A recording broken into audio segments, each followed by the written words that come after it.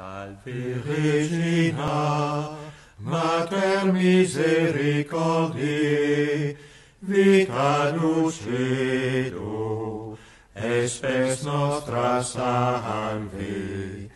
A te clamamus, exules filii Eve, a te suspiramus, gementes et flentes, in ac lacrimarum vale.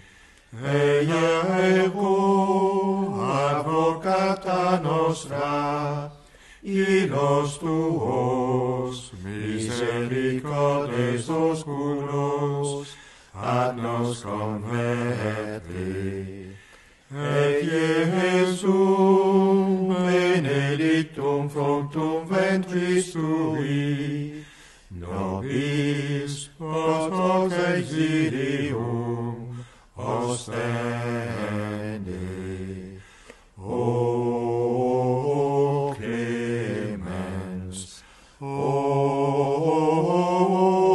pia, o dulcis Virgo Maria. Au nom du Père et du Fils et du Saint-Esprit. Amen. Saint Alphonse de Liguori, dans les Gloires de Marie, médite le Salve Regina. Et aujourd'hui, nous commençons au chapitre 1er. Salve Regina, c'est-à-dire « Je vous salue, ô Reine, Mater Miséricordiae, Mère de miséricorde ». Combien grande doit être notre confiance en Marie parce qu'elle est Reine de miséricorde. L'auguste Vierge Marie a été élevée à la dignité de Mère du Roi des Rois. Dès lors, et avec juste raison, la Sainte Église lui décerne et demande à tous les fidèles de lui décerner le titre glorieux de Reine. Si le Fils qu'elle a mis au monde est roi, dit saint Athanas, la Vierge, sa mère, doit, en toute rigueur de vérité, être tenue pour reine et souveraine et en porter le nom. Ces remarques saint Bernardin de Sienne, à partir du moment où elle consentit à devenir la mère du Verbe éternel, que Marie mérita d'être constituée reine du monde et de la création tout entière. Son consentement, dit-il, lui valut le sceptre du monde, l'empire de l'univers et la souveraineté sur toute la création. Voici comment raisonne Arnaud de Chartres. La chair de Jésus et celle de Marie sont une seule et même chair. Comment donc la mère pourrait-elle ne point partager la souveraineté de son Fils? Ce n'est point assez dire qu'elle la partage. La gloire royale du Fils et celle de la mère sont une seule et même gloire.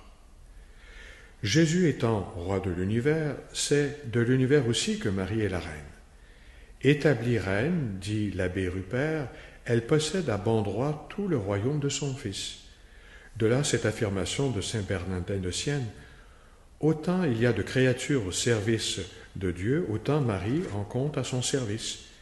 Et les anges et les hommes et tout ce qui est au ciel et sur la terre, en un mot toute la création, par le fait qu'elle est soumise à Dieu, est soumise à la glorieuse Vierge.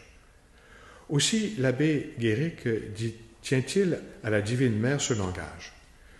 Continuez, ô Marie, continuez avec assurance à exercer votre empire. N'hésitez pas, agissez en reine, disposant à votre gré des biens de votre Fils.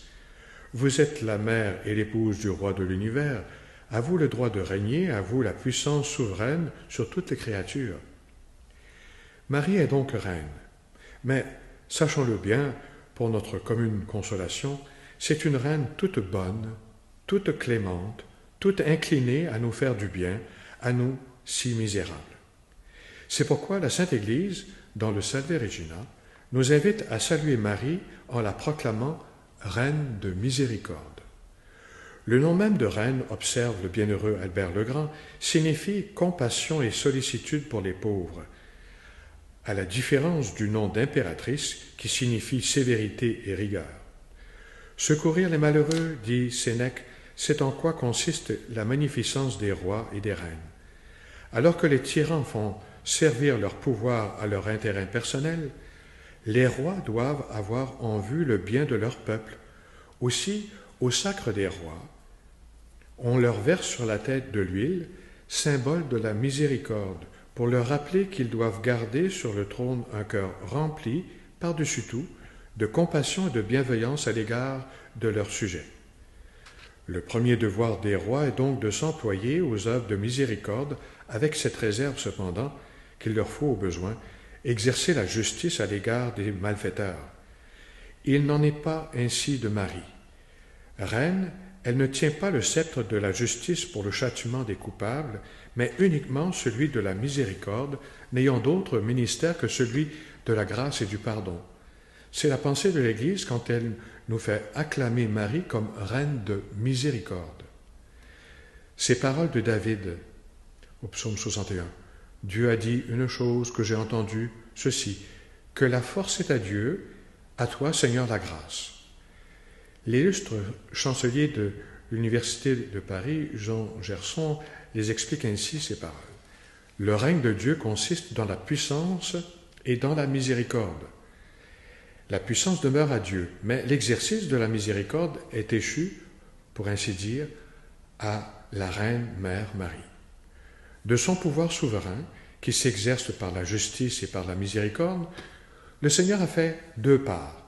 La justice, il se l'a réservée à lui-même, mais la miséricorde, il l'a cédée à Marie, ordonnant que, par ses mains, passent toutes les miséricordes faites aux hommes et qu'elle les dispense à son gré. Dans sa préface aux Épîtres canoniques, saint Thomas confirme ce privilège de la Sainte Vierge. Quand, dans son dessein, elle conçut le Fils de Dieu, quand ensuite elle le mit au monde, alors, dit-il, elle obtint la moitié du règne de Dieu. Elle fut constituée reine de miséricorde, comme le Christ est roi de justice. Le Père éternel a constitué Jésus-Christ roi de justice, c'est pourquoi il l'a établi juge universel du monde, d'où ce plan prophétique. Dieu donne au roi tes pouvoirs, à ce fils de roi la justice. Mais ici, un docte interprète reprend. Oui, Seigneur, vous avez donné à votre fils la justice, parce que votre miséricorde, vous l'avez donnée à la mère du roi. Saint Bonaventure a donc raison de modifier ainsi ce même texte du psalmiste.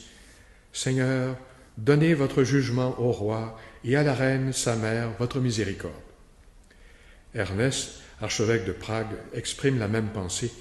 Le Père éternel, dit-il, a remis tout jugement au Fils et tout l'office de la miséricorde à sa mère. À Jésus-Christ de juger et de punir, mais à Marie de compatir à la misère et à la soulager. C'est pour cela, c'est pour la constituer reine de miséricorde que, selon la prophétie de David, Dieu lui-même conféra en quelque sorte l'onction royale à Marie en répandant sur elle une onction de joie. Grand sujet d'allégresse pour nous, pauvres enfants d'Adam, de penser que nous avons au ciel une si grande reine pour laisser découler sur nous l'onction de sa surabondante compassion et miséricorde, ainsi que le dit saint Bonaventure. Alors, disons à cette reine de miséricorde, ou si vous voulez, d'allégresse, de joie, de compassion, quelques ave. Réjouis-toi, Marie, comblée de grâce, le Seigneur est avec toi. Tu es bénie entre toutes les femmes, et Jésus, le fruit de tes entrailles, est béni. Sainte Marie, Mère de Dieu, priez pour nous pécheurs, maintenant et à l'heure de notre mort. Amen. Réjouis-toi, Marie, comblée de grâce, le Seigneur est avec toi. Tu es bénie entre toutes les femmes, et Jésus, le fruit de tes entrailles, est béni. Sainte Marie, Mère de Dieu, priez pour nous pécheurs, maintenant et à l'heure de notre mort. Amen.